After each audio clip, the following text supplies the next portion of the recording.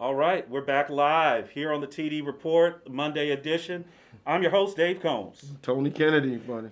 Guys, just a interesting day in professional sports Great day. as the WFT watch Alex Smith literally walk off into the sunset. 36-year-old quarterback, your reigning NFL comeback player of the year, inspirational performance this year, helping the WFT make the playoffs. He calls it quits. He's going to retire. I always thought that he came back. To me, he shouldn't have done that. I mean, you got to give it to him. He had a great comeback story. But when you have all that money and your life is on the line like that, that had a lot of heart. I was never an Alex Smith fan, but I was a fan after what he's done and actually come back. And now that he's retired, I mean, it's good, man. It's good for his family because they almost lost him over the sport. Literally. It's November 2018. All WFT fans know. I grew up watching, the Joe Theismann injury, okay, at RFK, watching it. I was watching it on Monday Night Football. Then to know that the parallels between Alex Smith's injury and Joe Theismann's injury, very similar injuries that occurred and just catastrophic for Alex Smith. Who endured 17 surgeries, multiple bone debridement procedures to clean out bone that had been infected, in and out of consciousness for days at a time, and not knowing literally if he was going to wake up and even have a leg. Okay? 693 days pass. The surgeries, the rehab, the work to get himself to even be able to walk. Now, I remember seeing him a year before the comeback, and I saw him walking, out at FedEx, just before a game. He didn't look like a guy that was going to ever play pro football again. No. His gait, the way that he was still a little ginger on that leg, but to see him trot out on the field against the Rams and actually play, and then end up winning, what was it, week 17? Yeah. Helps them pull out that victory to get the WFT into the playoffs. And then obviously he couldn't play in the playoff game because he was injured. This man literally left it all on the field. We hear that term a lot, but he literally did. He had nothing left. Well, what the difference is, when you were paralleling him and Joe Theismann, what we just saw from 85 to 2018 is something called technology. Incredible. Technology back then didn't allow Joe Theismann it didn't have all that. And now look at technology allow Alex Smith to actually come back from almost the exact same injury. If I remember correctly, Joe Theismann has said he's never watched his injury. I believe he might have been watching the day that Alex Smith got injured. So for somebody like Joe Theismann, it probably just shocked him, because when I saw him get hit and I saw him roll over and I saw him look at his leg, I had to turn away. Oh. I just had to turn away. Oh. Now E60, ESPN did the thing about the Project 12. Great job. Project 11, excuse me. Comes on tonight. And it comes on tonight. You guys can watch it again. Great job. I've dated trauma nurses before. I've dated them. So they're telling me when they saw his leg, they could toss their cookies. They threw up.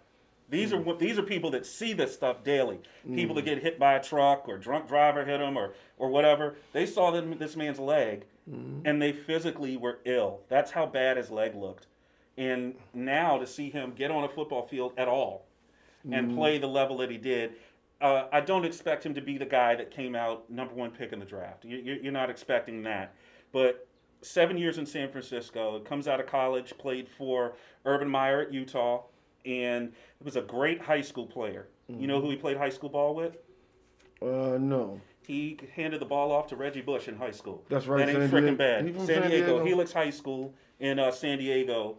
And there's a big story. Ryan Plackemire, that used to be an All-American punter for Wake Forest, said his high school coach told him, "We're playing Helix.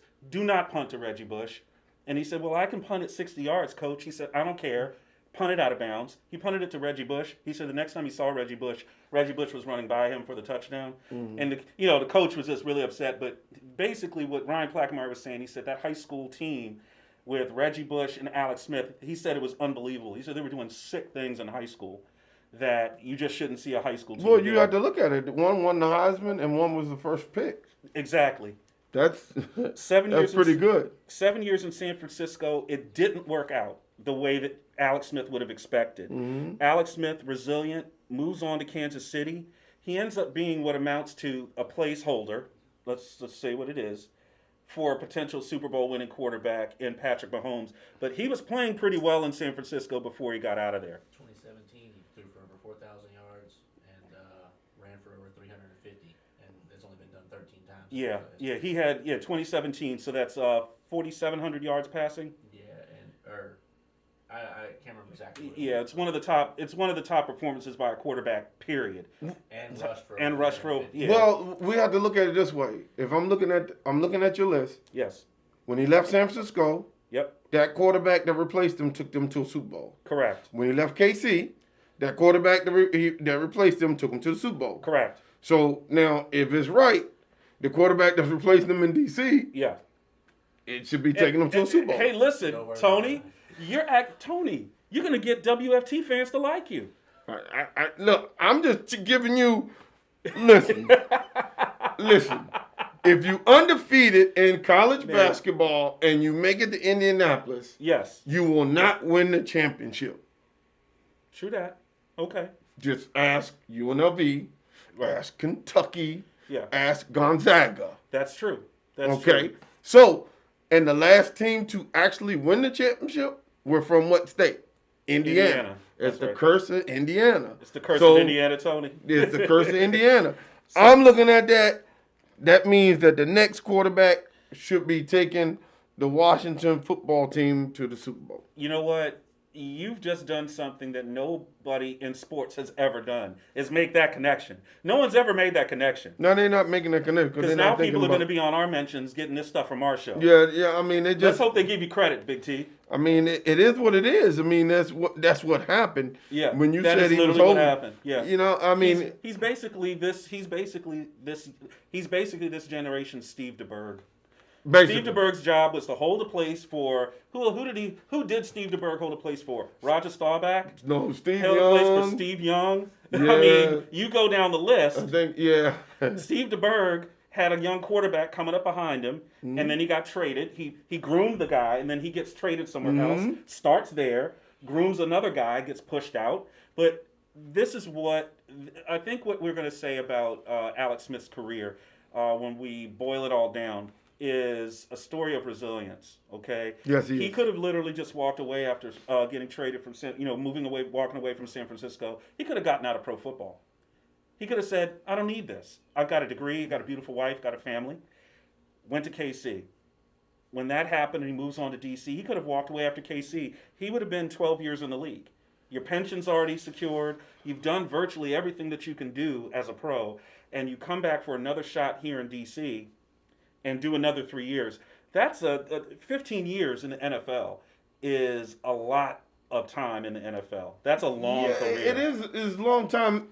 Being the first pick as a quarterback, there's not many of them that actually wins the Super Bowl. Correct.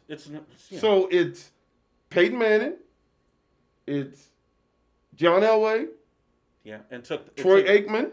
It took Elway a long time to get there too. Troy Aikman. How many of them? That's pretty much it, I think.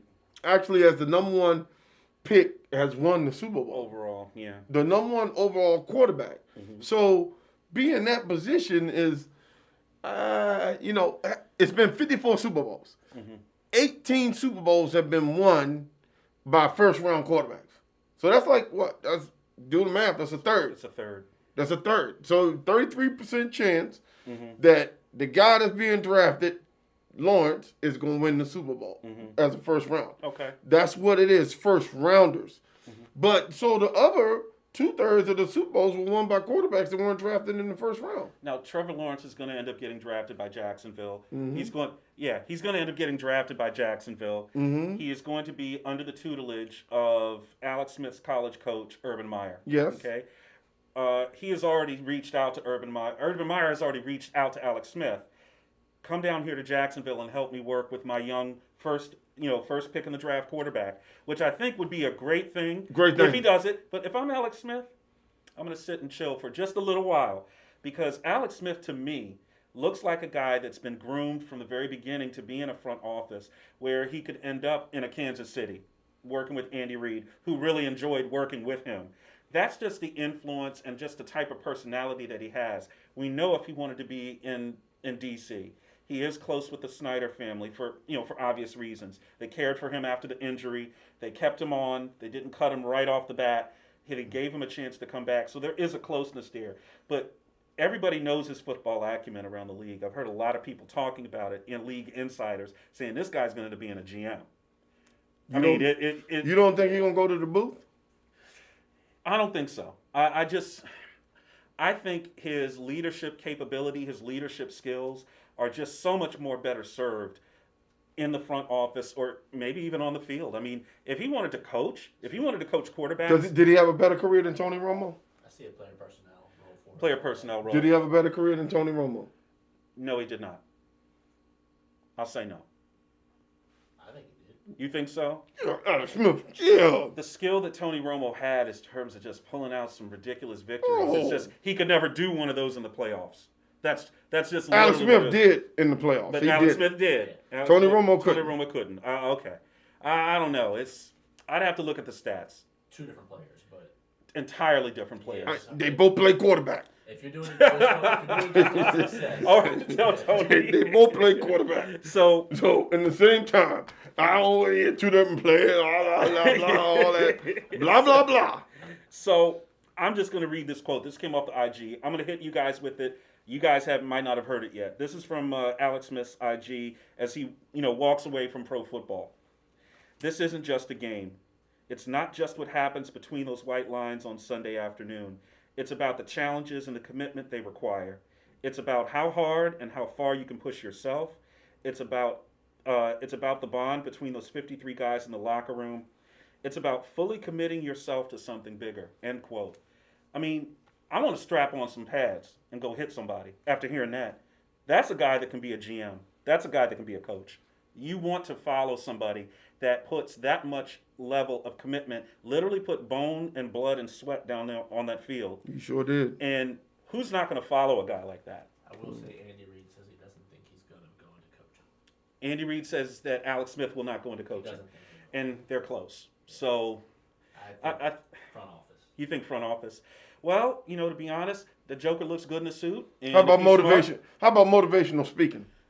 He could. Well, for a guy like that, with this foundation, I know that he speaks on overcoming adversity and so on and so forth. I mean, the guy almost lost his leg on the football field. We literally almost watched a guy lose his leg on the football field. I mean, it doesn't seem like it, but literally that's what we were watching that day. In fact, that time I watched it, I think I watched it once on ESPN on a replay, and I haven't seen it since, and I don't think I want to see it again. I don't want to see that hit. Because with football, we see so many really bad hits on people that don't mean anything. Did he start the two Dallas games this year? I think he started one. I think he started one. Because the only time that in 18, yeah, Washington beat Dallas with him starting. Correct. This year they beat him with him starting. Correct. I think they beat him this year with him starting twice. Did he start Thanksgiving? Because my thing is, Washington football team did start Thanksgiving. I think that might have been his first game back. Yeah, Washington football team hasn't beaten Dallas. He didn't start the Rams game. He didn't start. I think his first start though might have been. It might have been the Dallas game. The Thanksgiving day. That's wild. So the only time that they beat Dallas is when he started. Yeah. Well, Cowboys fans should be glad to see him leaving. We got Philly Insider calling calling in. in. Philly Insider is on the phone. Derek Law. Hey, Derek, what's up, buddy? Hey, how you doing? Doing great, Derek. This is David. You know Tony, obviously. We're really excited to have you here on the TD Report. Derek, we got the draft coming up. A lot going on in the NFL just in general. We are talking about the Alex Smith retirement. Real quick before we get to the Eagles stuff, division foe, what do you think about the Alex Smith retirement? What do you think about Alex Smith walking away? I was a little upset at first. I mean, I realized why he did. Obviously, it's got to be scary to take a hit after that leg injury. But I mean, he was a good quarterback. Alongside, he was a good quarterback. I always said Jim Harbaugh and Lovie Smith going to San Francisco saved his career. Great competitor. It sucks that he retired, but I think maybe we see him in the front office one day. I think you see him in the front office real soon. I think he's qualified to do it. And I don't say that about a lot of players coming literally right off the field and slapping on a business suit. But I think he'd be a good asset to any front office. Put him in place and just let him start developing your football operation. So, speaking of developing football operations, a lot of turmoil in Philadelphia over the last 4 months. As the Eagles insider for the TD Report, how do you deconstruct all of this? Where do the pieces start getting put back together? Is it starting in this draft? Is it free agency? How do the Eagles get back to a situation where they can contend for the playoffs and potentially get back to a Super Bowl? Because that's the ultimate goal. Longevity-wise, I think it starts in the draft, right? You obviously want to put key components together as soon as possible, and you want to start with the young guys, right? You always need a veteran, potentially like a starter, of some sort to help the young guys learn. For me personally, I don't think it starts with free agency. I think it starts here at the draft, and we need to draft smart. Okay, so looking at the draft, who do you have the Eagles picking up with their first pick? Who do you like? Well, it was Jamar Chase, but he's gonna go to Cincinnati. He's gonna go there with them losing AJ Green. I'm hoping we go wide receiver. I would love either Smith or Waddle at that position. But I think we're gonna shock everybody. We're gonna go linebacker. We're gonna get Micah Parsons out of Penn State. Ooh. Really? Ooh, Philly. That would be. Linebacker has been a huge need for us for the longest time, and I'm a huge Eagles fan, and I know our secondary got beat bad a lot last year, but in hindsight, they really didn't do that bad with not having a front seven, right? We got 4 down linemen, which are great. Derek Barnett, he's going to be good off the off the edge. He's our speed guy. We still got Brandon Graham, Fletcher Cox, Javon Hargrave. Only thing we're missing is those 3 linebackers to complete our front seven. So I think we go Micah Parsons.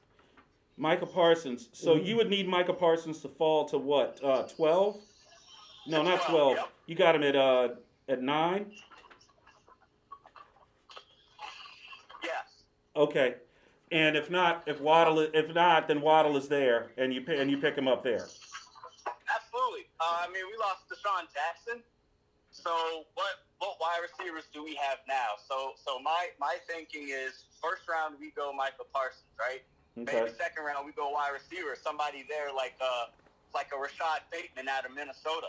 A solid receiver guy, a solid route runner, great hands, ready to start. Reminds me a lot of Justin Jefferson. Yeah. What do you think about somebody like Greg Rousseau, if he's available? Edge guy. What do you think? Other than Micah, if Micah Parsons is not there, is it possible that you could go front seven anyway and not pick up Waddle? That's because I see at that spot you're picking. I think 2 of those 3 guys might not be there. So I'm wondering if Micah Parsons isn't there, Waddle isn't there, do you just pick up the best edge left at that spot in the draft? Because I like this guy. I think at that point you have to, right? Okay. If you're thinking of best players in the draft, best players on the board left that fit our type of scheme and what we want to do, you go get that edge guy. Absolutely. Okay. So we've, obviously, Carson Wentz moves on to the Colts. This is Jalen Hurts' team for now. Who is backing up Jalen Hurts? Assuming he wins the job as the starter, who's backing him up?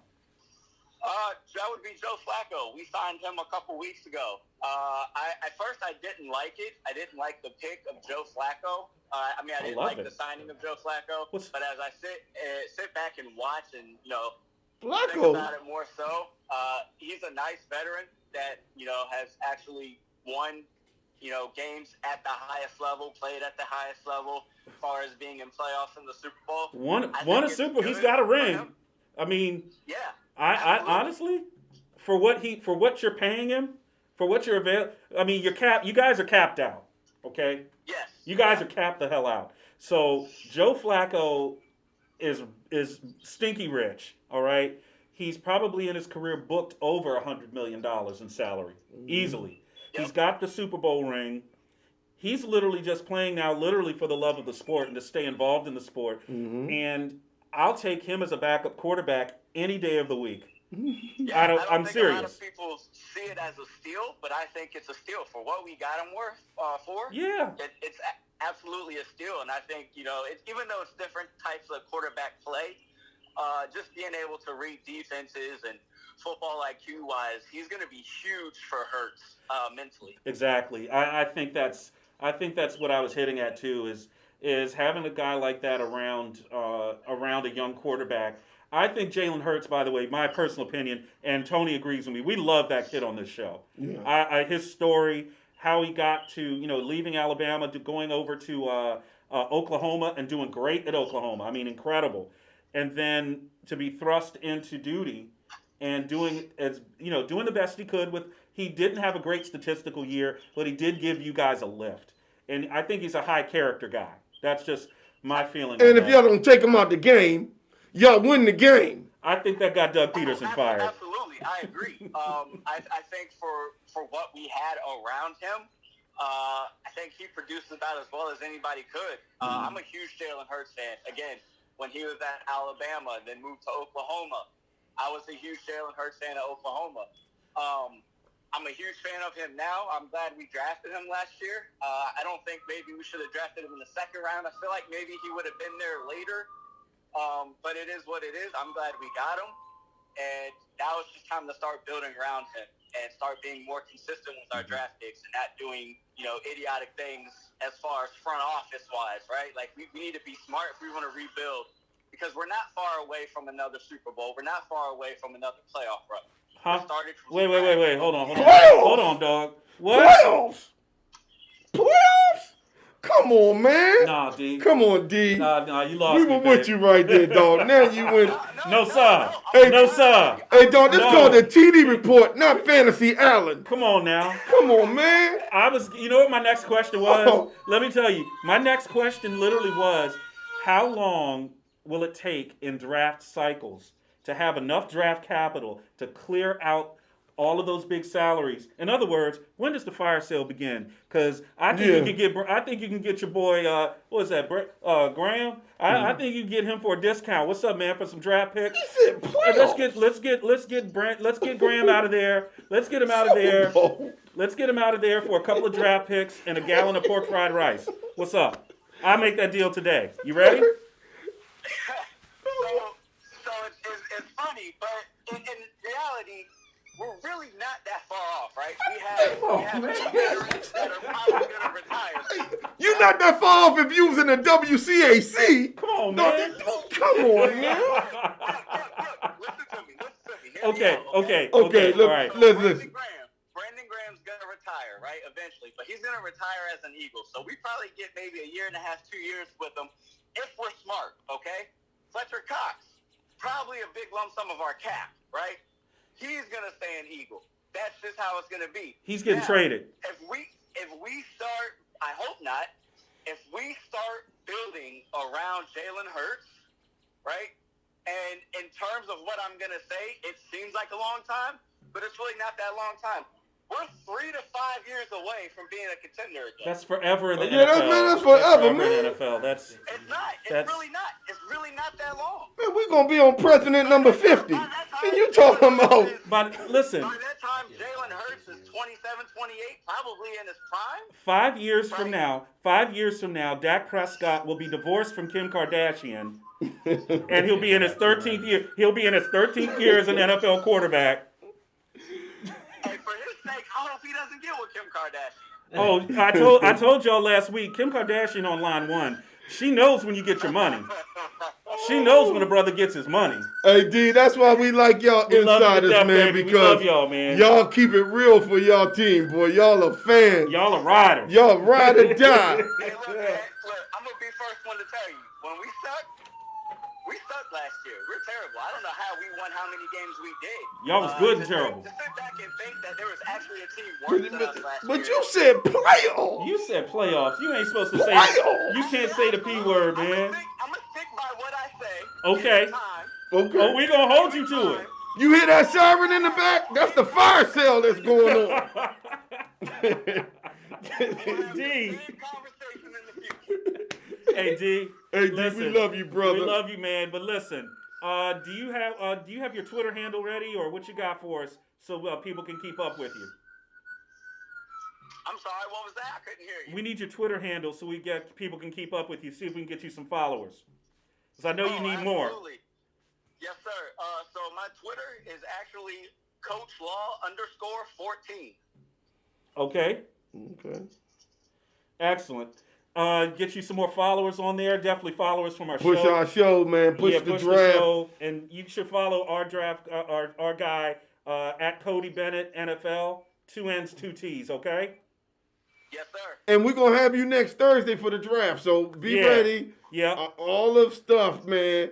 And keep that same energy. Yes. I like that energy. We're gonna have a good time with it. We're gonna have a good time. We're gonna have what we call a very uncommon draft show. Look, I'm not Mike Tirico, okay? That's not how I do things. And I'm not Michael Irvin. That's right. We're gonna have Michael Irvin might not be as hyped up as you, because you know how Michael gets. Yeah. But listen, we're gonna have an unconventional show, and we're gonna make it for the people.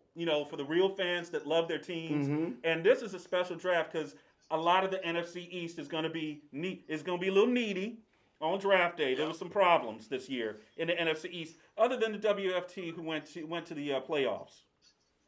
Yeah. It's 7 and 6 and 10. It's all good in WFT 9, land today. Stop that, man.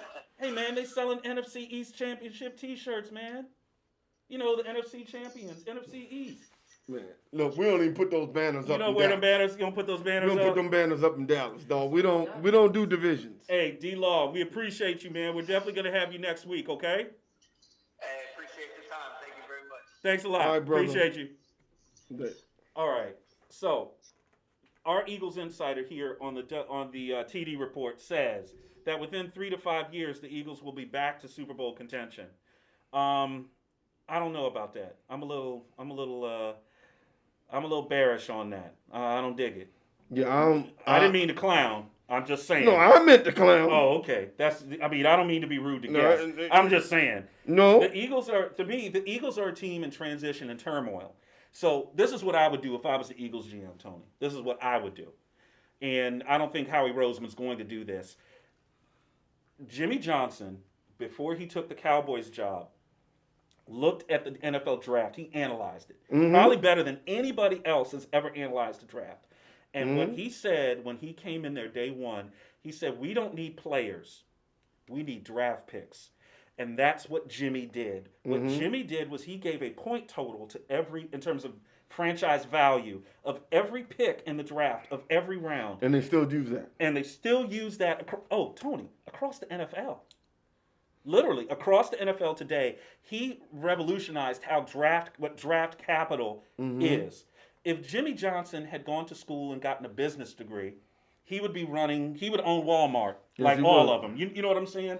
Jimmy was just quote unquote just a dirt poor guy from down south, right? Yes, but he understood the game of football and what the bodies that go onto that field, what each of those little bodies means. Kind of like, Tony, like how we used to play electric football.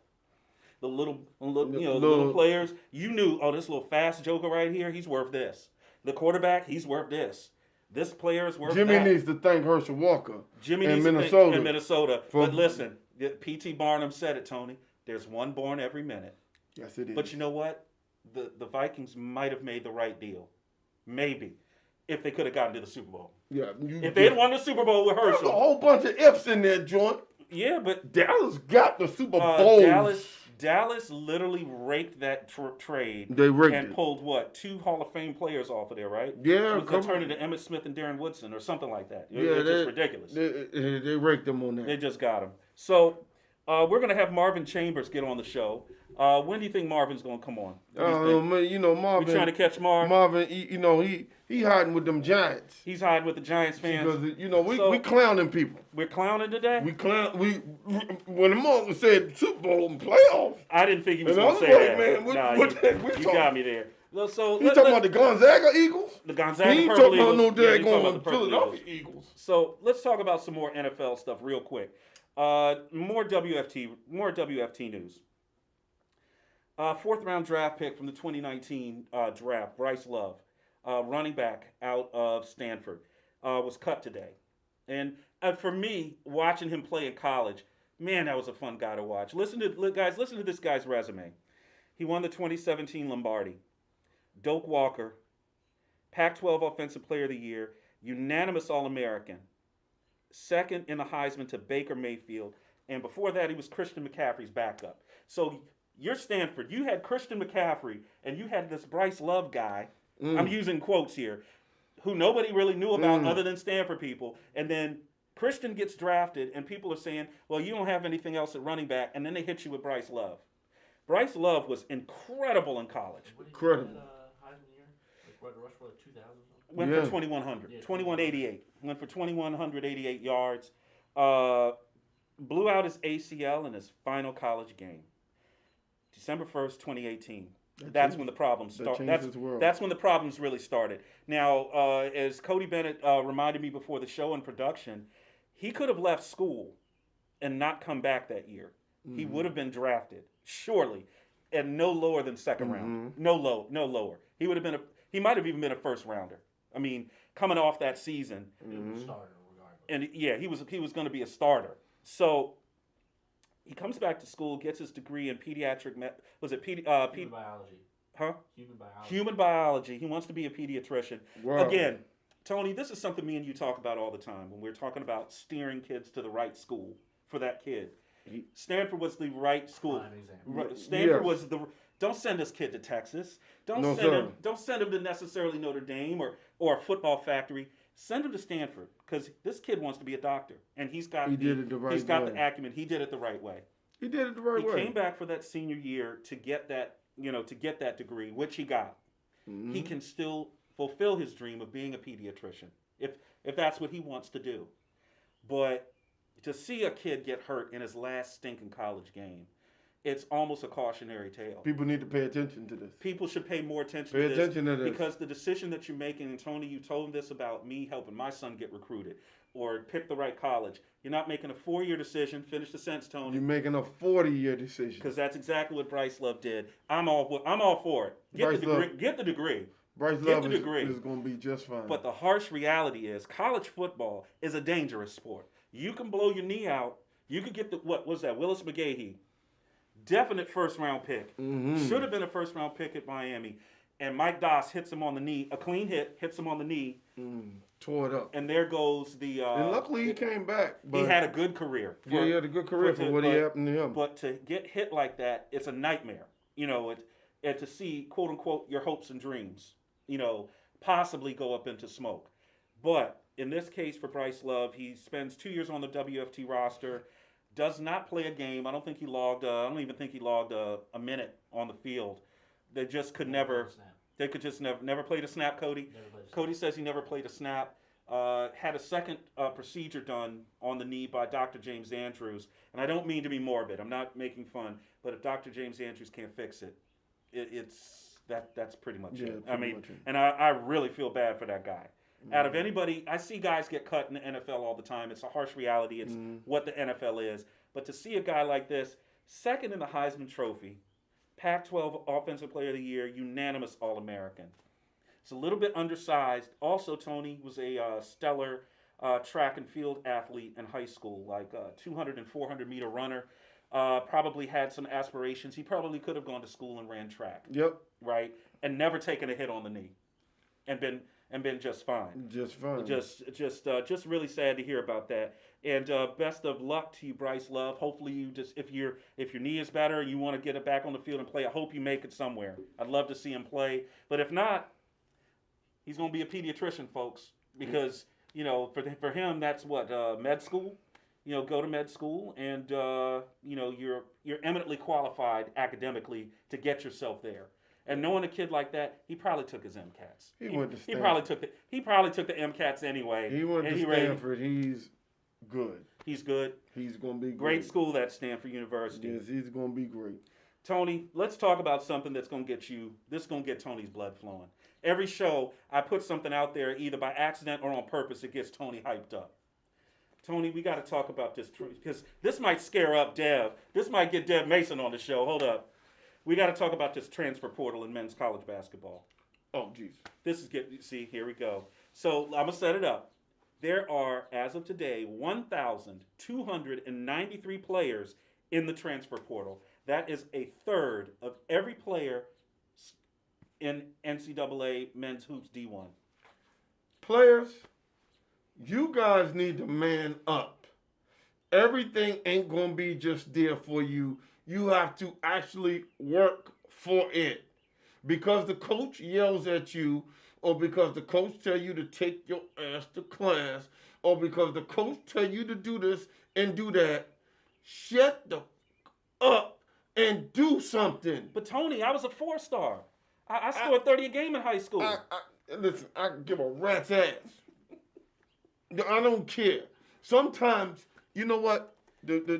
What I keep getting in this generation, I give y'all credit for speaking out on this social stuff, but y'all, this ain't the one. Y'all, what the hell are y'all thinking? Some things don't need to be in the air fryer. Some things need to be baked, and this process needs to be baked because we're getting underdeveloped players coming to NBA. Why do you think Europeans and all these other people are coming over here taking all your job? Because you guys are just, I got one good year, I'm good, I'm ready to go pro. To go sit, to be the 12th man on the bench and do nothing. Well, you know what the NBA stands for. No bums allowed.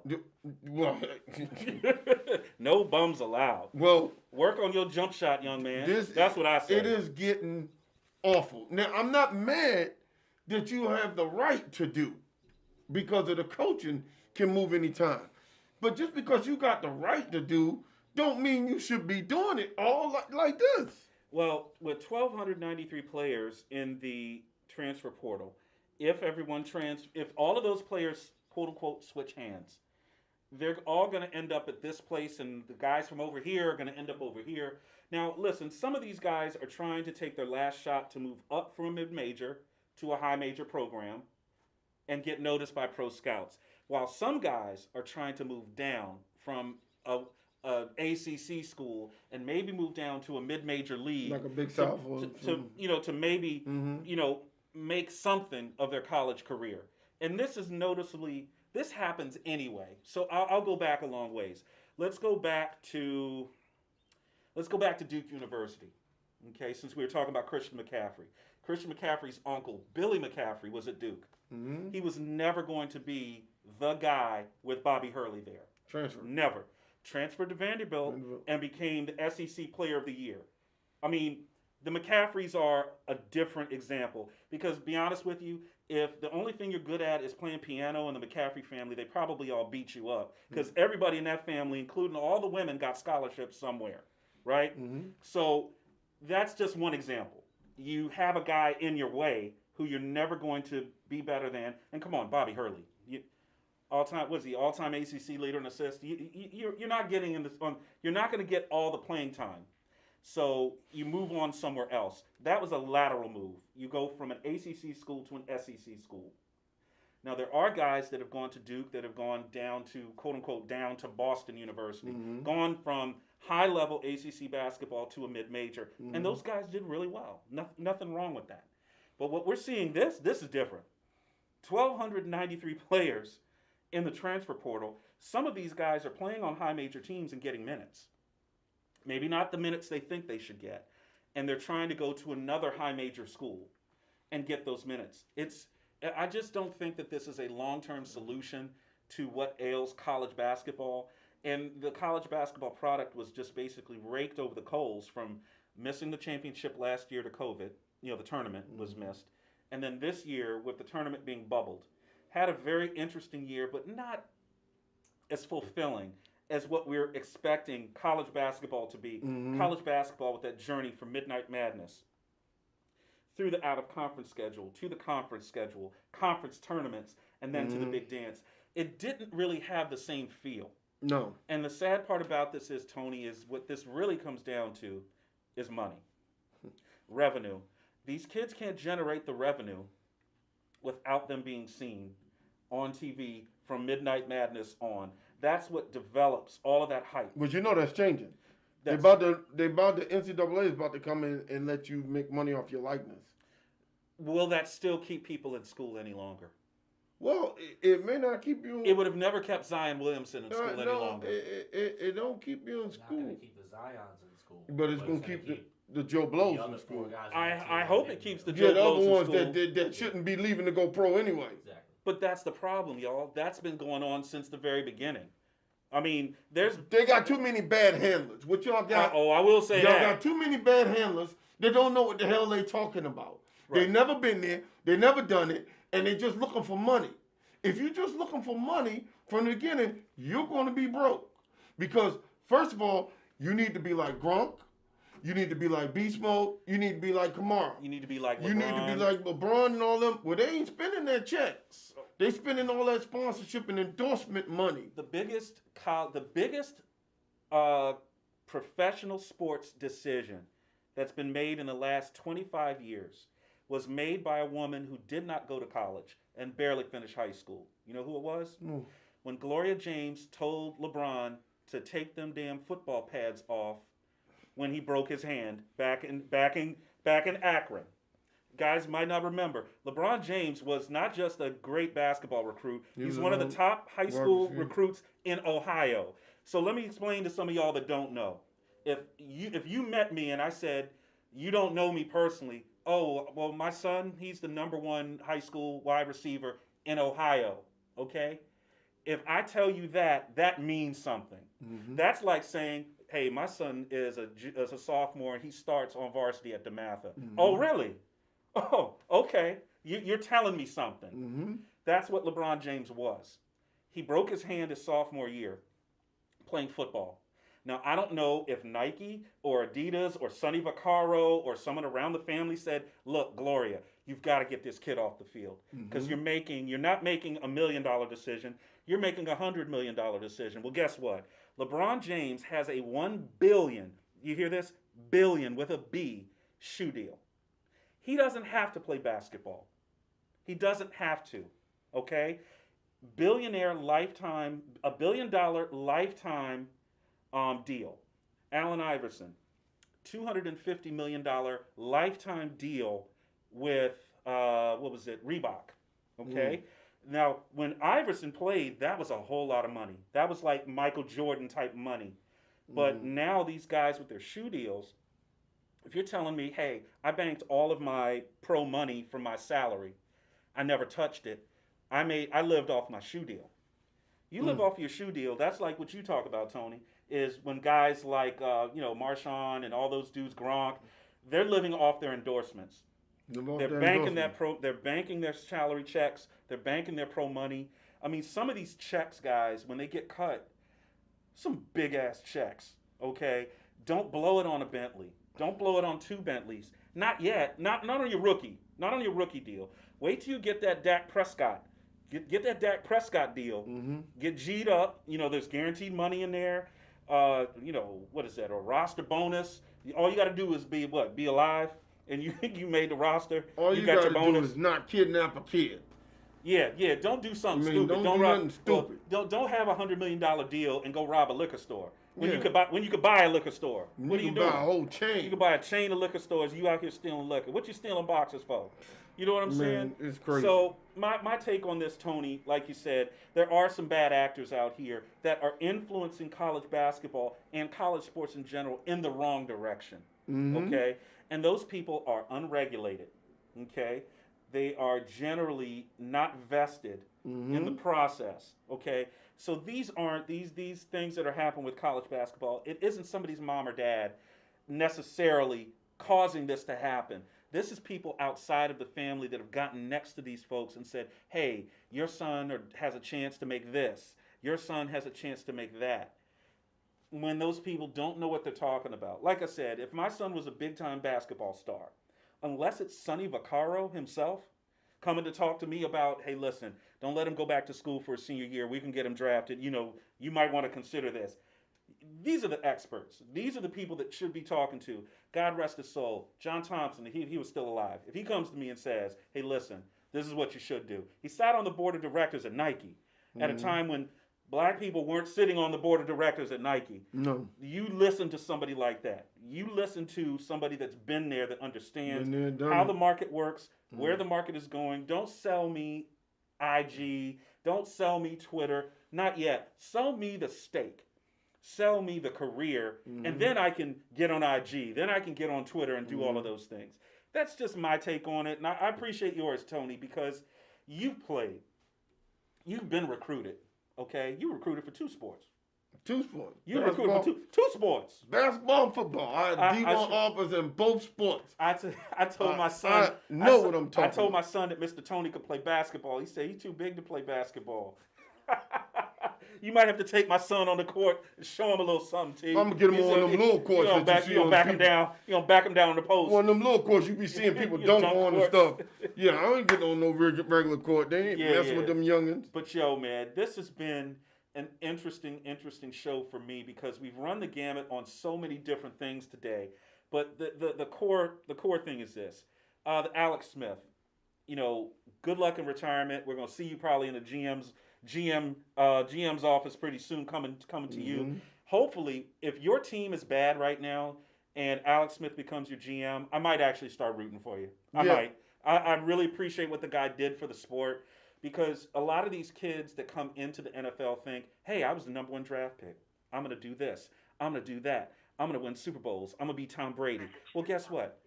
We can't all be Tom Brady. Nope. Can't do it. Okay? Because honestly, I just saw Tom Brady come on NFL Network. This joker looked like $1 billion. Not $1 million. He looked like $1 billion. Supermodel wife, got Super Bowl rings just falling all over the place. They going to need to shoot that NFL 75 commercial again. When he hands Baker Mayfield the rings, because he's going to throw it, he say, here, hold these. Clink, clink, clink, clink, clink. I was like, oh my God. That was the ultimate flex. That was the ultimate flex. Here, boy, hold these rings. Well, I mean, listen. You guys have to understand, in this generation, us who are 50, 51, we're the luckiest people in the world because we got to see all the greatest from our parents' generation to our generation to Cody's generation. Yeah. I mean, Cody's the young guy. You want to break it down? I got to see the greatest baseball player in Barry Bonds. I got to see the greatest basketball player, whether you're going to say it's Kareem, whether you're going to say it's Jordan, whether you're going to say it's LeBron. It's not LeBron. I got to see the greatest hockey player. Hey, before anyone blows up my mentions, I like LeBron a lot, but he's not the GOAT. I got to see That's another show. I got to see the greatest hockey player. Gretzky, or you can say Gordie Howe. Gordie Howe.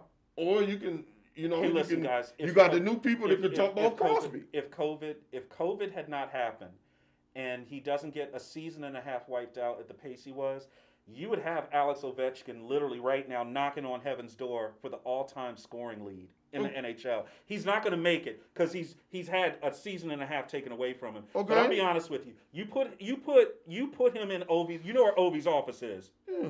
Where is it? It's on that left circle right in front of the goal. That's called Ovi's office. That joker just goes there and just gets his goals. That's what he does. It's like Emmitt Smith. You give him the lead draw, he getting 6 yards. He getting 8 yards. So did we get to see the greatest football player? Whether it's Jerry Rice, Walter Payton, Ray Lewis, Lawrence Taylor, Tom Brady, Jerry Rice. I mean, it might be Jerry. I think the best football player I've ever seen is Jerry Rice. Well, it could be. I feel like it's a lot harder of a thing to decide. It's hard because you got 11 guys rather than 5 guys. But I'm with John Madden on this one. This is what John Madden says. When you turn on the TV and you watch Jerry Rice, he's the best player. I mean, you could say Walter Payton because Walter Payton could block, run, catch, and throw. He could do everything. I mean, we got to see that. Yes. Yeah. So when we look at now, when we're looking at the end of LeBron James's career and the end of Brady's career, yeah, I never really cheered for either one of them. Not really. And guess what? I respect it because they are great. And now that I'm so messed up with it because I was such a Laker fan and I cheered so hard against Larry Bird. And I did not appreciate how good he was. You had to. I mean, good gracious. That damn jumper was automatic up until Steph Curry. You could argue that daggone Larry Bird jumper, man, was. You could argue that Magic Johnson and Larry Bird helped develop March Madness, and they saved the NBA. They did everything. They saved the NBA, so there could be a Michael. So there could be a Michael Jordan. So there could be. Right. If they got Mount Rushmore, it won't be without Magic and Bird. Yeah. If you put Mount Rushmore and you don't have Magic and Bird. You know, what's funny when I think about Magic and Bird and what they meant to sports, not just basketball. Magic, Bird, Jordan, and LeBron up there. Yeah, and you got to put Bill Russell up there too. You got to put Bill Russell. You got to put Kareem Abdul-Jabbar the all-time. I mean, you got it. Come on. Now listen, if we're gonna say that as we go and we're kind of rollicking, but I got to say this. Michael Wilbon said this, so I'll piggyback off this. He said, "Who's the greatest high school basketball player of all time?" Kareem Abdul-Jabbar. Lou Alcindor, right? Who's the best college player of all time? Lou Alcindor. And then he said, here's the trick question. Who's the best NBA player of all time? He said it was Kareem. He said it's all three. Well, and that's not a terrible argument. He does have the all-time leading score. That is not a hot take. Someone's saying, oh, you're just saying that for clicks, Dave. No, I'm not. You can look at the numbers. The numbers don't lie. What does Rasheed Wallace say? Ball don't lie. Ball don't lie. Ball don't lie. But then I can also come back to you and say... Hey, when Kareem get the ball keep going. I can also come back to you and say Jordan missed 3-4 years in the NBA. He missed 3 or 4 years. And he would have had the He might have had the scoring title. That literally, that hiatus, and then, that might have cost him the scoring title. You do the math. The 99 season... Yes. He was averaging No, but the 99 season was when it was half season. And remember, they started because of the strike, and they broke the team up. They broke the team then up. Then he didn't play 2000.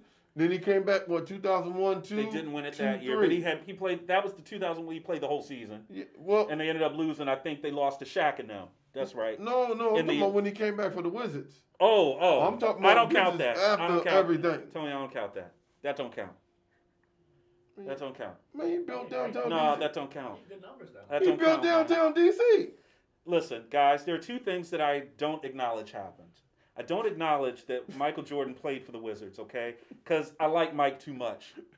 We stunk it up on Mike. He still shot for like 48%. I can't do it. I can't. The other thing is, I don't acknowledge that Sugar Ray Leonard fought Hector Macho Camacho and got his ass whooped. I don't acknowledge that fight ever happened.